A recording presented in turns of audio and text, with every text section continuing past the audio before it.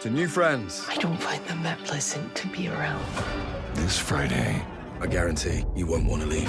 Speak No Evil is filled with teeth-clenching, seat-clawing suspense. Something's not right with him. I've always wanted a family like yours. James McAvoy will scare you speechless. Oh! You're gonna kill us. We're just sad to see you go. Speak No Evil. Rated R. Under 17. Not admitted without parent. Only in theaters Friday. They didn't come out of the gate and ask for money. It unfolded very gradually and incrementally over 5 hours on the phone. And I think that what these people do is they're very good at targeting people, figuring out their one specific vulnerability. Everyone has one, at least, and then exploiting that. And for me, it was my family. And they had very intimate details about me, about my family members. They knew where I lived. They knew the last 4 digits of my social security number. They knew about my son. And it was terrifying.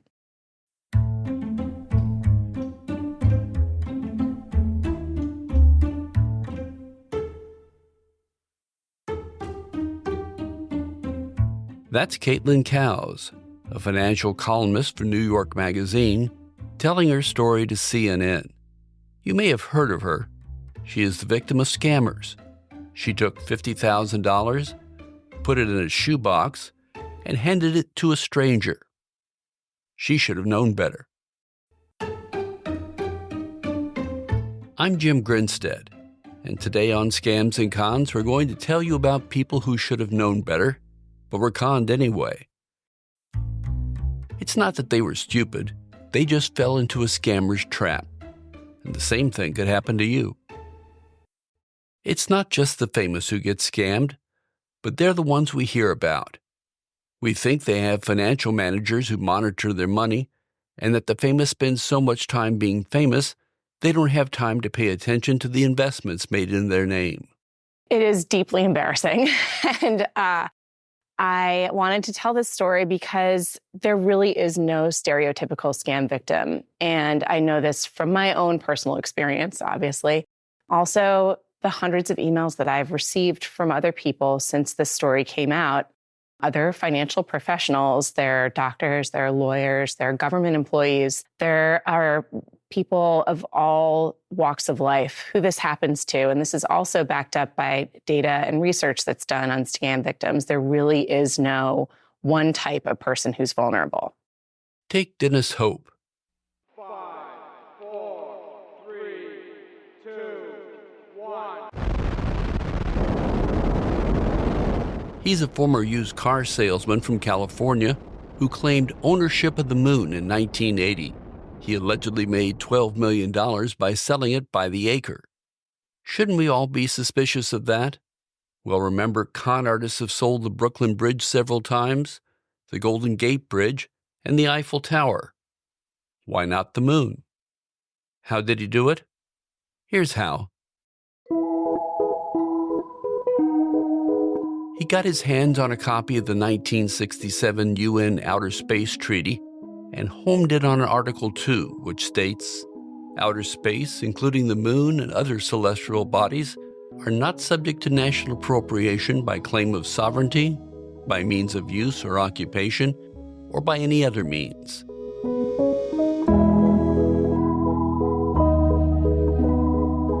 Hope took that to mean that while countries can't make land claims on the moon, individuals can. Hope discovered what he thought was a loophole and decided to stake his claim. As for scams, this is one that would make everyone, including the courts, scratch their heads. His next stop was the United Nations, as well as the government of the Soviet Union. Neither responded. Hope assumed that because they didn't reply, he had tacit approval for his claim that he was now the rightful owner of the moon and 8 other planets in the solar system. He divided the moon into plots, created deeds, and a special currency. He trademarked the term lunar embassy, and by 1995 he could afford to give up his day job. He also built a website called Moonshop.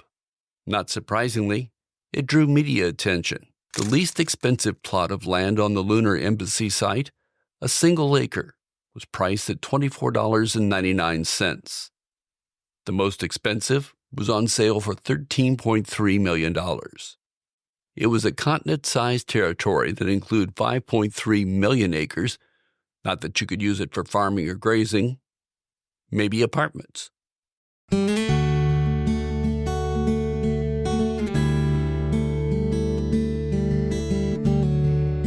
Yahoo Finance said Hope claimed to have more than 5 million customers who owned 611 million acres on the Moon, 325 million acres on Mars, and a combined 125 million acres on Mercury, Venus, and a Venetian moon, Io. Io is said to have the highest possibility of finding life. Not necessarily life as we know it. It's unlikely to have drive-in theaters.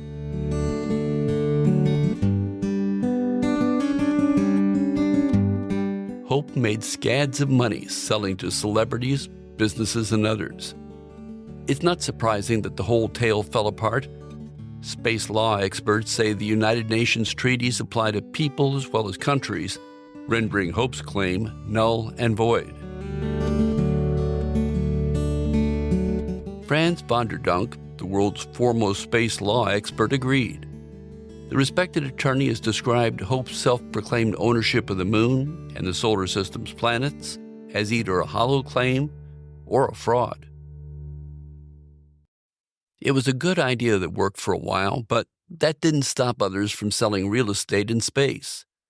This is from the news tech site Engadget.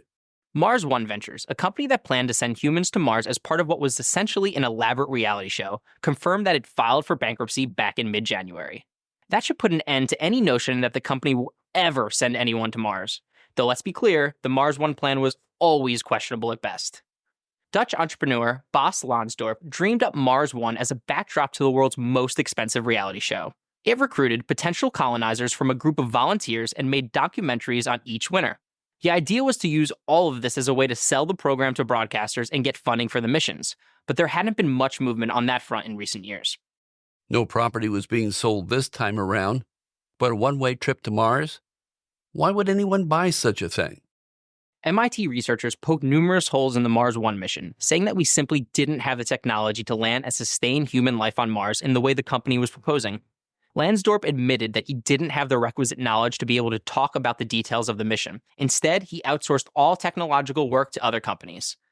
While the Mars One mission didn't actually call for colonizing until 2027, it all seems to be a moot point now.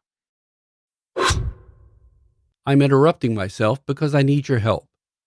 In nearly 3 years, I've produced more than 100 episodes of Scams and Cons. By choice, I paid all the bills out of my pocket.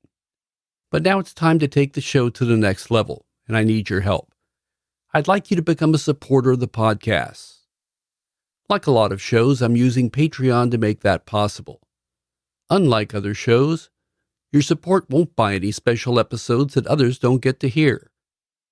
I value all my listeners, and I don't like separating them into the haves or have-nots. So here's my ask. Visit patreon.com and search for Scams and Cons. Pick a support level that's right for you and sign up. If you want to know the details of what it costs to produce the podcast, read the About section where I lay it out. You can do that before picking a level of support. Regardless, the podcast will always be free to hear, and I hope you'll show me some love by becoming a supporter. Thanks. Now back to the show. Being rich, famous, or smart doesn't protect you from scammers. Here's NBC Bay Area. This is a real person, a fella named Cory Doctorow, and he says he got scammed out of $8,000 by someone pretending on the phone to be his credit union.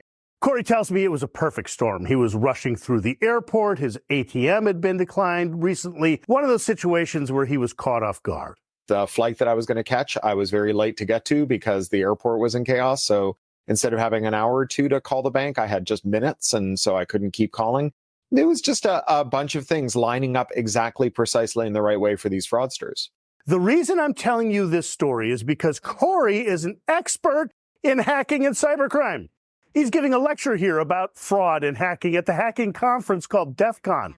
Which means if somebody can fool Corey into giving up his bank information, they can fool you. They can fool anybody. Look, I've worked in digital human rights for more than 20 years with the Electronic Frontier Foundation. A lot of that has to do with information security and information security questions. Then there's Andy Cohen. He's the producer of the television programs The Real Housewives and Watch What Happens Live. What happened to Cohen Live was that he was scammed. I lost my bank card, reported it lost. The next day, I get an email that looked like it was from my bank's fraud alert. It wasn't. Because I had lost my card, I was like, oh, this must be real. I didn't click on the email address. You need to click on the email address, even though it may say the name of your bank. If you click on it, you can see that it's not at betyourbank.com. Yeah. It's from something else. I didn't check. I clicked the link, which took me to my bank page. They asked me to sign in. I signed in. What I did there was give these scammers access to my account. They then asked me for my Apple ID. No one will ever ask you for your Apple ID. I said, this is a scam. I got off. I didn't think anything of it. Okay. I had already given them access. The next day, I get a text. It looks like it's from my bank. Someone's trying to use your credit card at X place. Is this you? No. I type. Click, yeah. The phone rings. Again, the caller ID says it's from my bank. I pick it up. They say, this is X fraud alert. I said, yes, that's not me making that charge. Now, because I had given these hackers access to my account, they said to me, we want to go through some of your past charges and see if these are yours. Did you charge this? Yes, that was me. Did you charge this? Yes, that was me. So now I'm in. And they're like, we're going to send you some codes. Tell us what we send you. What they were doing then, they sent me 3 codes. They were initiating wire transfers out of my bank account. Oh, my God. I think I'm on with my bank.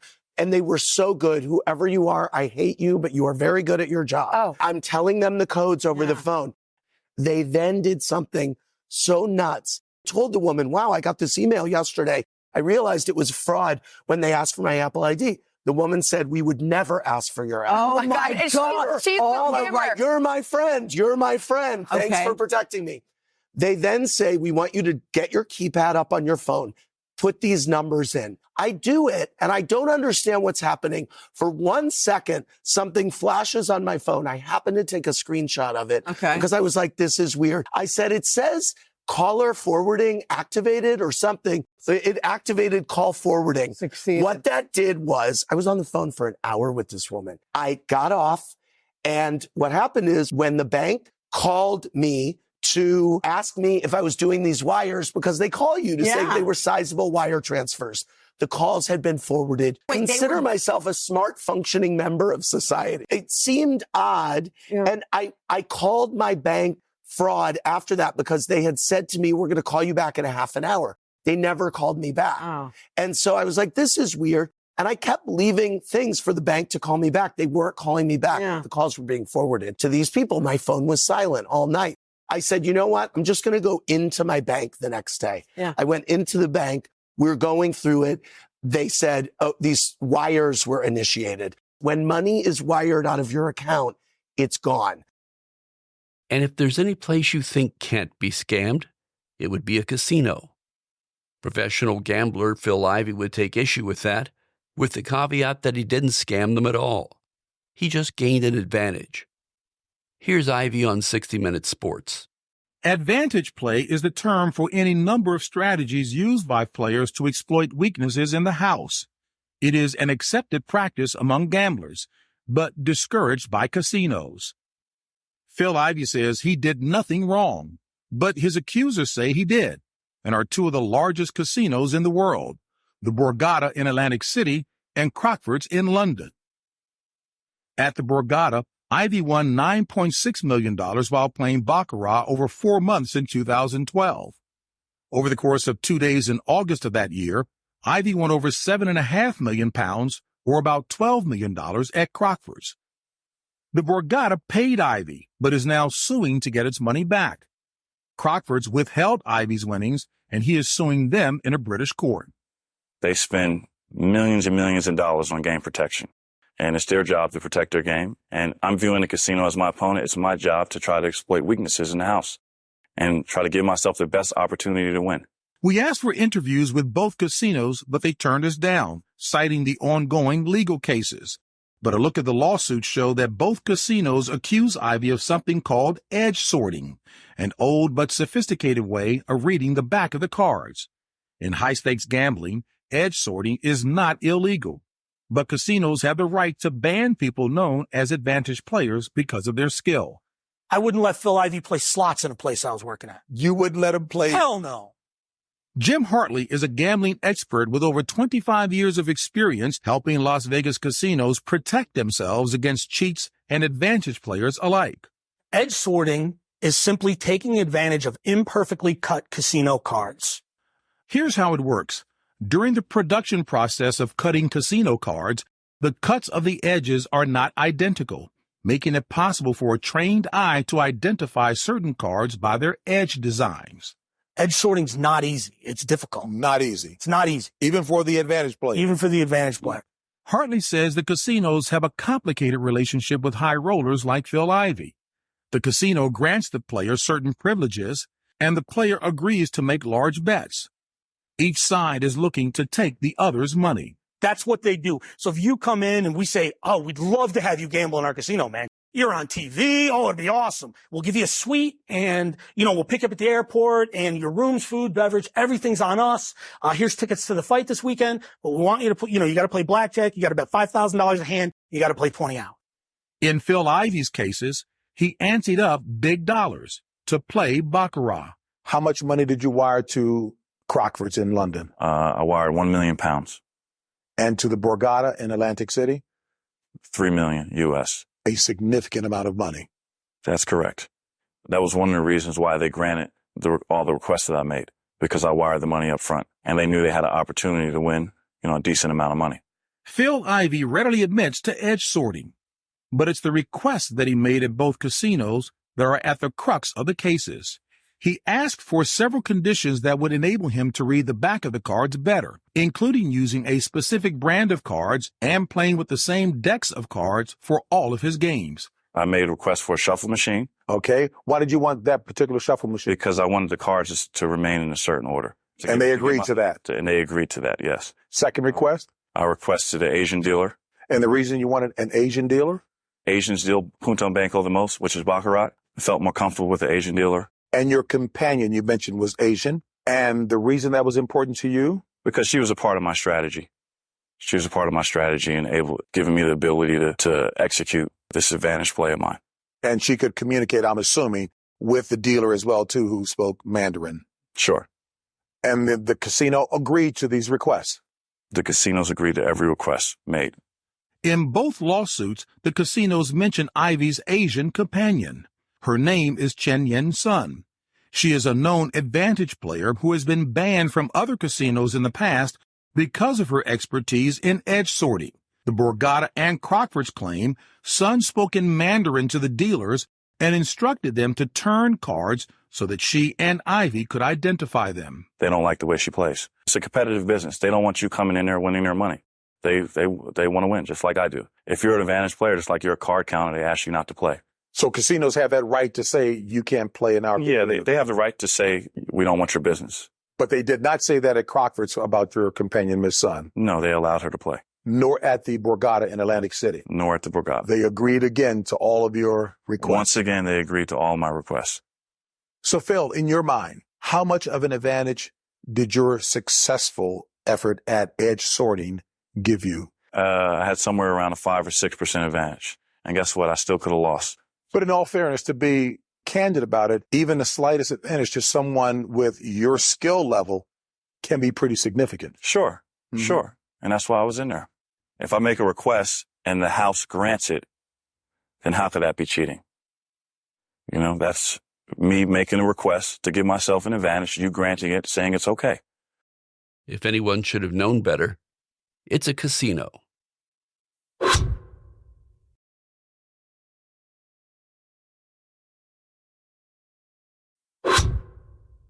If you want to get screwed, find a con artist. If you want to really get screwed, find a con artist and the IRS. Unintentionally, Francis Sharples did both. 「 Francis Sharples did both. 「 Francis Sharples did both. 」 « Francis Sharples did both. 」 « 」 « 」 « 」 « 」 « 」 « 」 « 」 « 」 « 」 « 」 « 」 « 」 « 」 « 」 « 」 «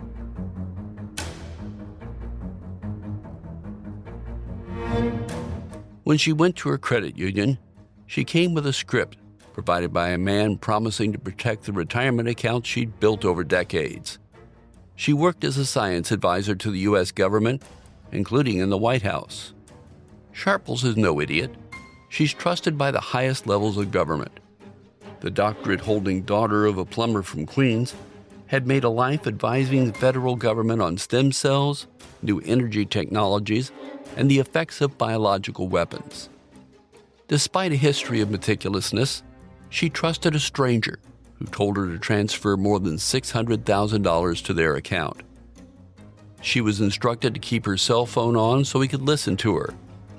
If anyone asked whether she was put up to it, she was to say, absolutely not. She provided the bank the routing number she'd been given, then drove her 2005 Honda home. That's when the 73-year-old woman really got hosed.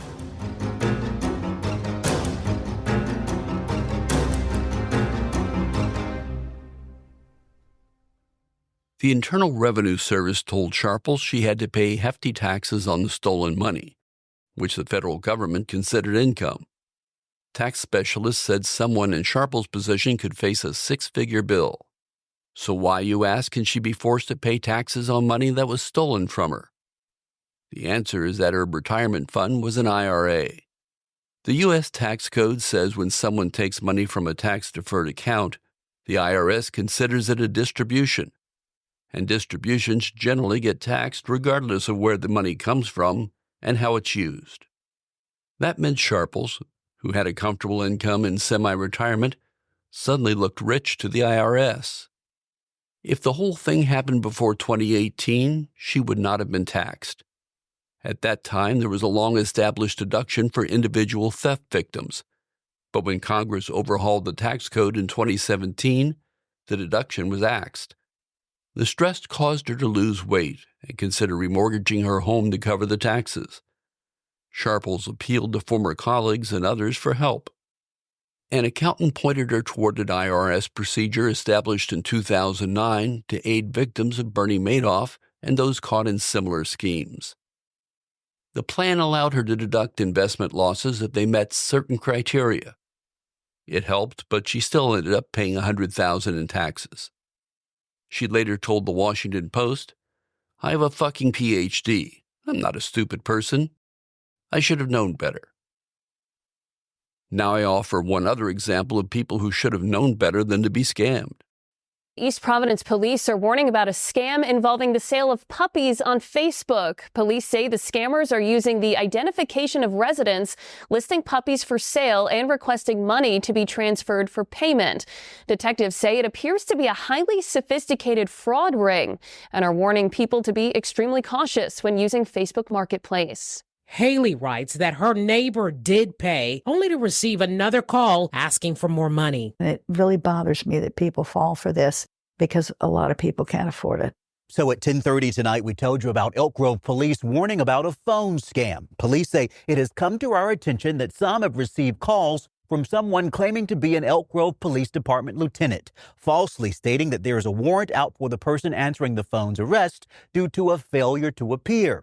The scammers then threaten immediate arrest unless the victim pays a sum of money promptly. We want you to know that this is a scam. The scammer not only posed as a police officer, but he manipulated the caller ID to show the verification of the win coming from the police department. This guy was really good. He knew his stuff. Floyd Steffenhagen thought he could easily spot a scammer. The 71-year-old had already been a victim twice, losing nearly $1,500. But this time, when a call came in, he thought for sure it was legitimate. He says, Mr. Steffenhagen, he says, you have definitely won $600,000 from Publishers Clearinghouse. The real convincer? The crook said within minutes he would get a call from a Major Mike Kovacic verifying the information. Sure enough, St. Pete Police's number popped up on his caller ID, and a man claiming to be the major confirmed Floyd was now hundreds of thousands of dollars richer. All he needed to do was pay a fee of $1,500 by purchasing these prepaid cards. A warning from Wyandotte Police. A man here coming to cops after sending nude photos to a stranger online. It was a trap. It's called sextortion. Police here say a person posing as a woman friended this person on social media, gained his trust, got him to send compromising private photos, and then was immediately threatened that if he did not pay up, the photos go public. They're preying on the kindness of strangers, posing as stranded motorists in need of assistance. But this is all an act to get your money. We first told you about this scam back in April 2018. And 1 year later, the OPP says it's gotten bigger and it's spread beyond just the GTA. Dear listener, I'm talking about you. Now, I'm not going to get all cheesy and tell you that listening to Scams and Cons is your best protection, or to watch your nightly news every day. But we get warnings from law enforcement all the time about scams happening in our communities. We just need to listen. What I ask of you is to be scam aware. If something seems wrong, it probably is. When that happens, check them out before acting. Scammers want to rush a mark into turning over money quickly. If they want payment in gift cards, walk away. Hang up or do whatever you must to put distance between you and the scammer, especially if they want to stay on the phone with you. Rarely does anything require an immediate response, including learning that a relative has been in a car accident and needs money, or even if they've kidnapped someone you care about, and you hear what you think is their voice on the phone. That 1 minute that you take to think things through could easily save you thousands of dollars. There's no need to be afraid of everyone. The vast majority of us are good people, but being scam aware will help you spot the bad ones. If you enjoy Scams and Cons, tell your friends and encourage them to listen. And please give us a 5-star rating wherever you listen. Your ratings really do make a difference. Lastly, I'd be grateful if you'd support the show via Patreon. Your support will help the podcast grow to the next level. Just go to patreon.com and search for Scams and Cons, or use the link in the show notes. Thanks for listening.